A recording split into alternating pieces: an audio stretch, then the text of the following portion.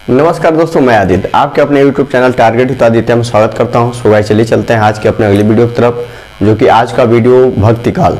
हिंदी साहित्य के इतिहास में हम भक्ति काल को पढ़ेंगे और भक्ति आदि काल में हमने पढ़ चुका था कि वीर गाथा जितनी भी रचनाएं हो रही थी वो वीर रस में हो रही थी। उसका कारण ये था कि हमारे जो राजा थे, हमारे जो भी पूर्वज थे, वो क्या कर रहे थे, अभी लड़ाइयाँ लड़ रहे थे। लड़ाइयाँ लड़ने के कारण क्या था, हमारे देश में अभी अंग्रेजों का आगमन नहीं हुआ था और जब ही हमारे देश में मुस्लिम शक्तियों का आगमन हुआ और यहाँ के लोग क्या हुए, पीड़ित होने लगे। कैसे पीड़ित होने लगे, राजाओं पे क्या होने लगा, अत्याचार होने लगा। और उस राजाओं पे अत्याचार होने के कारण यहाँ के लोग धीरे धीरे उनका क्या हो गया, रूप बदलता गया और वे क्या करते गए, भक्ति के तरफ, यानी उनके पास कोई ऑप्शन नहीं बचा था तो भक्ति के तरफ चलना स्टार्ट कर दिए।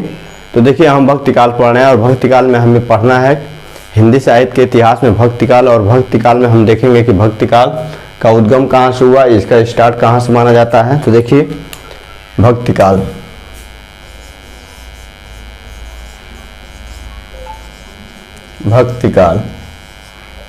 भक्ति काल जो शब्द है, जो भक्ति शब्द है, ये भज धातु से लिया गया है। किस धातु से? भज धातु से। ये तो हमारा क्या है, हिंदी व्याकरण के का शब्द है भज धातु। लेकिन इसका हम उद्गम कहाँ से मानते हैं, तो इसका उद्गम, इसका साक्ष्य सर्वप्रथम इसका साक्ष्य सर्वप्रथम भक्ति शब्द, भक्ति का साक्ष्य हमारे एक उपनिषद है, उपनिषद, उसका नाम क्या है,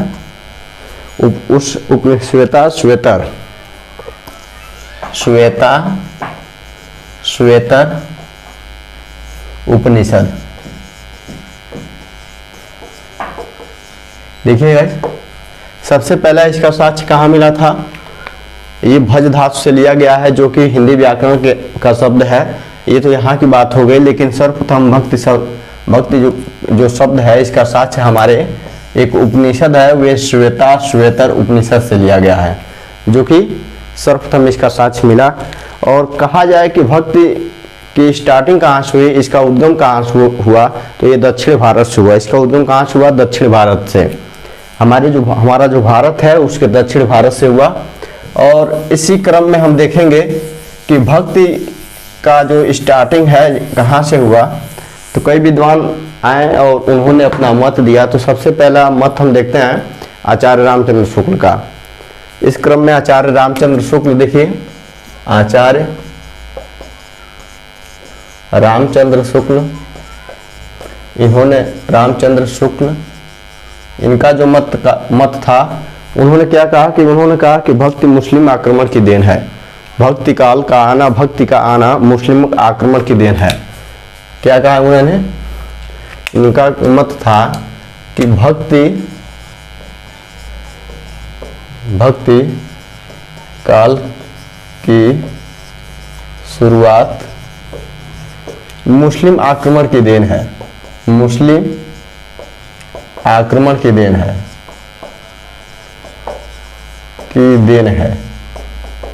इन्होंने ऐसा क्यों कहा कि भक्ति काल मुस्लिम आक्रमण की देन है, तो इसमें हम ये कह सकते हैं कि भक्ति काल मुस्लिम आक्रमण की देन इसलिए है कि उस समय क्या था, मुस्लिम आक्रमण जो थे, मुस्लिम हमारे देश में उनका क्या था, राज्य स्थापित हो चुका था। और उस राज्य स्थापित होने के कारण हमारे जो राजा थे और जो हमारी स्टेट थे, जो राज्य थे, वे क्या होते, धीरे धीरे गुलाम होते जा रहे थे। क्या होते जा रहे थे, धीरे धीरे एकाएक गुलाम होते जा रहे थे। और वहाँ के जो लोग थे वे क्या पीड़ित होते जा रहे थे। और पीड़ित होने, उनके पास कोई रास्ता नहीं था।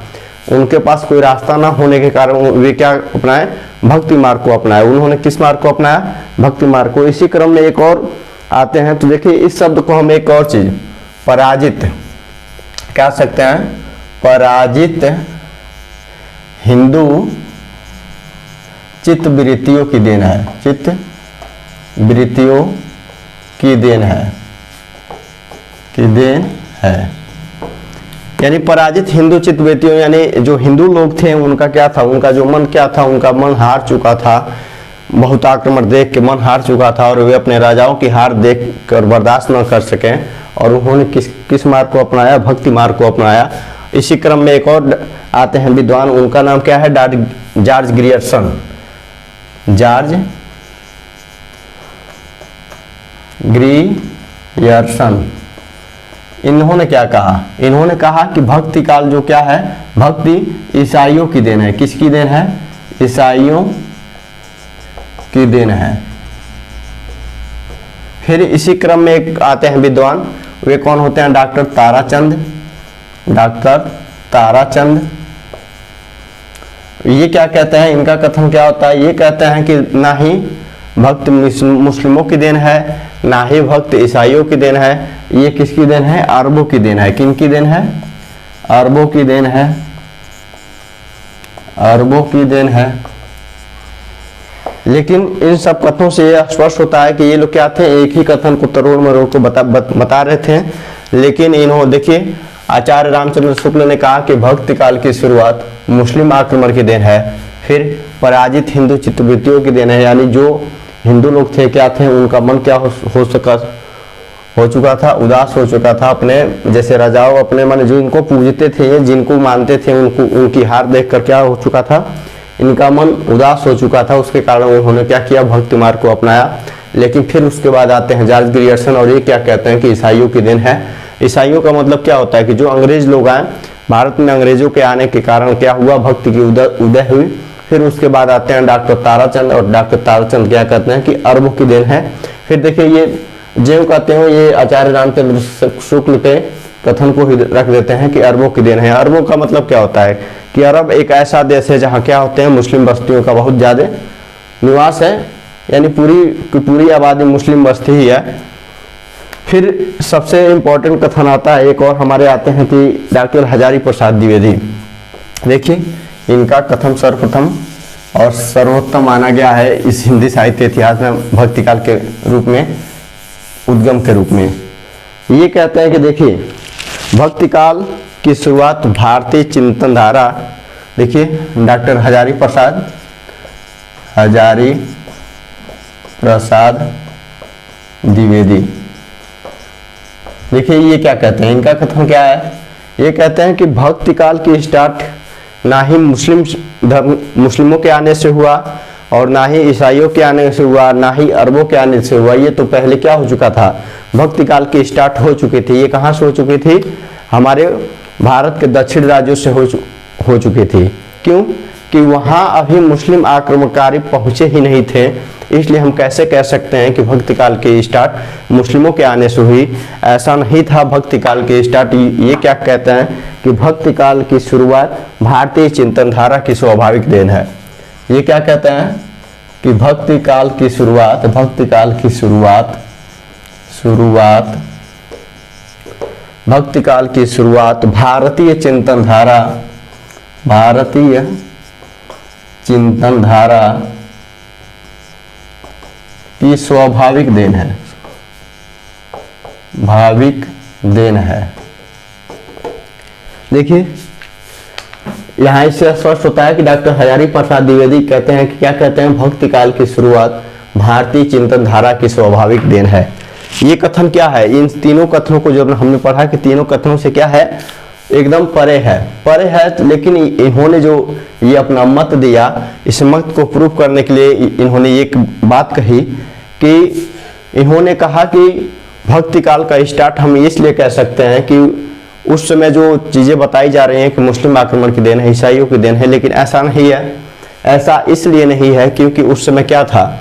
उस समय यह था कि मुस्लिम जो आक्रमणकारी हैं वो हमारे दक्षिण के राज्य में नहीं पहुंचे थे, और ये चीज़ें स्टार्ट अगर जो मुस्लिम नहीं भी आए होते तो भी हमारा भक्तिकाल का क्या था? स्टार्ट होना, प्रारंभ हो जाना, माने हो ही जाता प्रारंभ। फिर देखिए, इसी में आता है एक चीज़, एक पंक्ति आती है, उस पंक्ति को देखते हैं हम। क्या पंक्ति में देखते हैं कि भक्ति द्राविड़ उपजी लाए रामानंद। देखिए, भक्ति द्राविड़ उपजी लाए रामानंद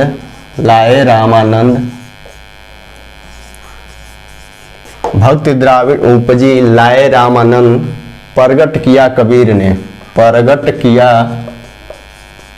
किया कबीर ने, प्रगट किया कबीर ने सात दीप नवखंड, सात दीप नवखंड।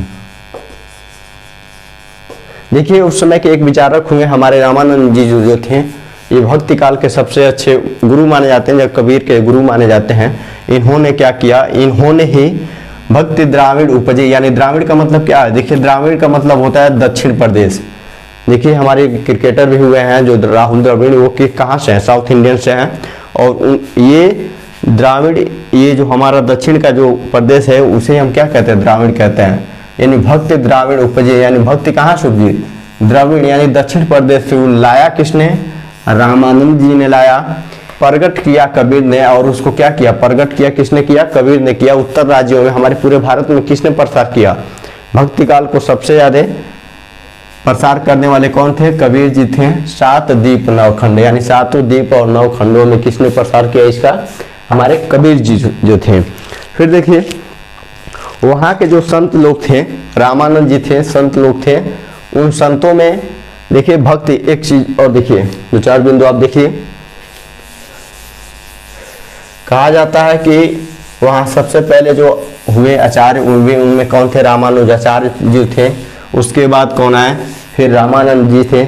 और रामानंद ही ऐसे गुरु कहलाए कि उस समय आलवार जो हमारे संत थे, आलवार संत में कुछ संत ऐसे थे जो ऐसे थे जो नीची जातियों से आते थे, और नीची जातियों के आने के कारण वहाँ छुआछूत की माने बहुत भेदभाव किया जाता था। और इस भेदभाव को देखते हुए रामानंद जी क्या करते हैं, वे अपना एक अलग समूह बनाते हैं, और उस समय समूह में कहते हैं कि हमारे साथ सब लोग आ सकते हैं।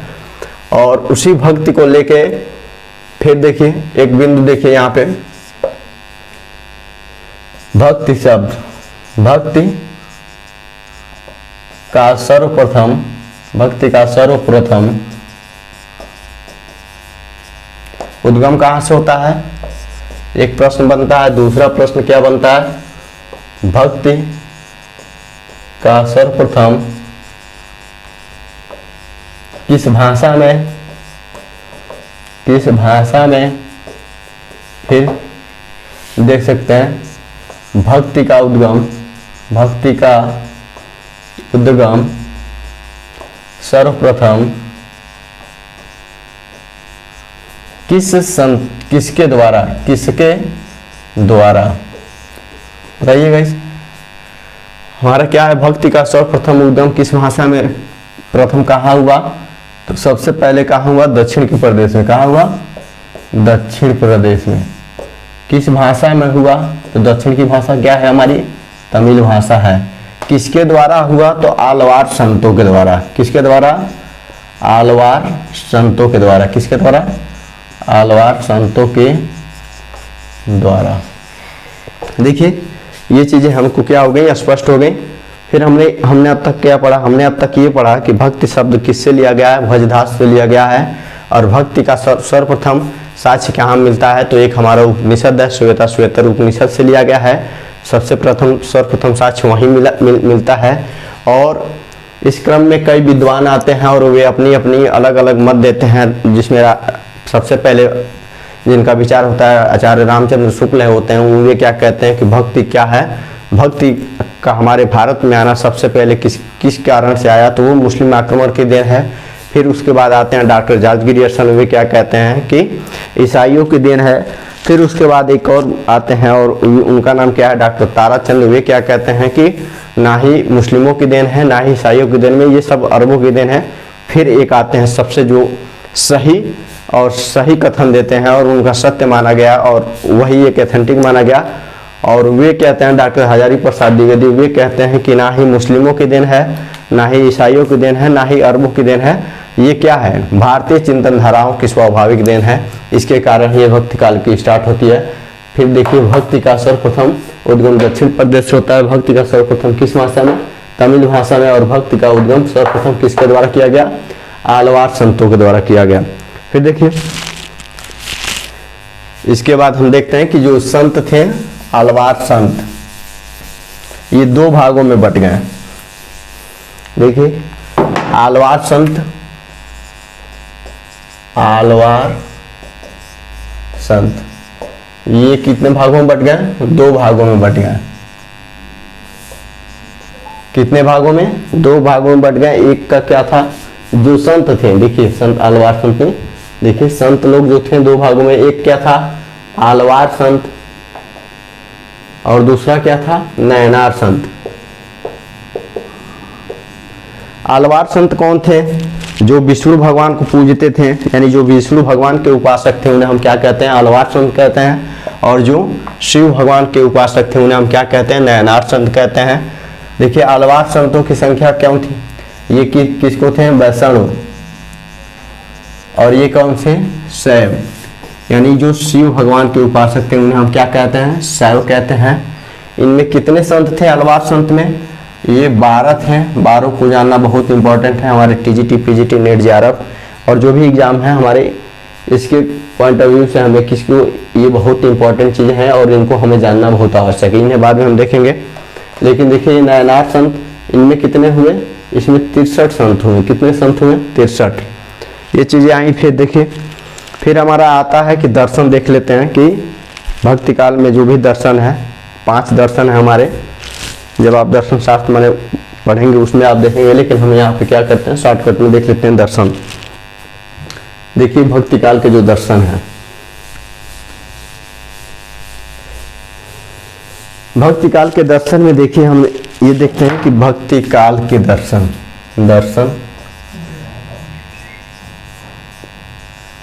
एक आता है अद्वैत दर्शन, दूसरा आता है द्वैत दर्शन। देखिए एक आता है अद्वैत दर्शन, दूसरा आता है द्वैत दर्शन, फिर आता है द्वैताद्वैत, फिर क्या आता है? द्वैताद्वैत, फिर आता है शुद्धाद्वैत, फिर क्या आता है? शुद्धाद्वैत,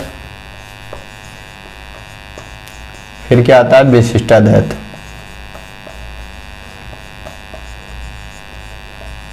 द्वैत। देखिए अद्वैत का मतलब क्या होता है? द्वैत का मतलब होता है आत्मा और परमात्मा। द्वैत का मतलब क्या होता है? आत्मा और परमात्मा। कहने का मतलब क्या होता है कि आत्मा और परमात्मा, और आत्मा, इनका कहने का मतलब क्या है? अद्वैत। यानी अद्वैत कोई माने दूसरा कोई नहीं है। जैसे पानी सागर है और सागर में जो बूंद है वो सागर से ही बनी है और फिर उसको क्या होना है? सागर में ही लीन हो जाना है। जैसे मिट्टी कहा जाता है कि मिट्टी का शरीर मिट्टी में ही लीन हो जाती है, इसी प्रकार इनका भी मत क्या था कि जो सागर की बूंदें हैं सागर में ही लीन हो जाती है। आत्मा, यानी कहने का मतलब क्या है? आत्मा ही परमात्मा है और परमात्मा ही क्या है? आत्मा है। लेकिन ये कहते हैं नहीं, कैसे आत्मा ही परमात्मा है, परमात्मा ही आत्मा? अगर जो आत्मा परमात्मा होती है, परमात्मा आत्मा होती, तो ये बताइए हम पाप करते हैं और परमात्मा को थोड़े ना भोगना पड़ता है। फिर ये देते हैं दर्शन, 2 देते हैं। देखिए द्वैताद्वैत, इसको बहुत जाने, फिर शुद्धाद्वैत। यानी देखने का मतलब क्या है? देखिए अद्वैत, द्वैत सब में आ रहा है, लेकिन क्या है? अद्वैत, यानी जो अद्वैत, यानी 2 चीजें नहीं जो ना हो। तो इनके विचारक देख लीजिए, हमें बस इतना देखना है कि इनके विचारक कौन है और उनको देने वाला कौन है। देखिए अद्वैत को देने वाला कौन थे? हमारे शंकराचार्य। कौन थे? शंकराचार्य। द्वैत को किसने दिया? मध्वाचार्य ने दिया। किसने दिया? मध्वाचार्य ने दिया। द्वैताद्वैत को किसने दिया? निम्बकाचार्य ने दिया। किसने दिया? निम्बकाचार्य ने दिया। इसको किसने दिया? शुद्धाद्वैत को देखिए वल्लभाचार्य ने दिया। वल्लभाचार्य ने दिया। और विशिष्टाद्वैत को देखिए किसने दिया? रामानुजाचार्य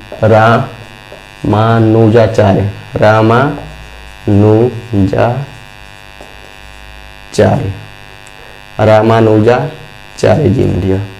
तो देखिएगा ये आपके लिए बहुत इंपॉर्टेंट होंगी चीजें कि जो दर्शन हमारे थे, 5 दर्शन थे। अद्वैत दर्शन था, द्वैत था, द्वैताद्वैत था, शुद्धाद्वैत था और विशिष्टाद्वैत। अद्वैत को किसने दिया? शंकराचार्य ने। द्वैत को किसने दिया? मध्वाचार्य ने। और द्वैताद्वैत को किसने दिया? निम्बकाचार्य ने। शुद्धाद्वैत को किसने दिया? हमारे वल्लभाचार्य ने। विशिष्टाद्वैत को किसने दिया? रामानुजाचार्य ने। ठीक है ना? तो गाइज ये यहाँ क्या था, यहाँ हम टॉपिक को क्या करते हैं, एंड करते हैं, और इसके आगे हम क्या करेंगे, कल कंटिन्यू करेंगे। तो अगर जो गाइज ये वीडियो आपको अच्छी लगी है तो लाइक ज़रूर करें, और चैनल पर नए हैं तो सब्सक्राइब जरूर करें। थैंक्स है।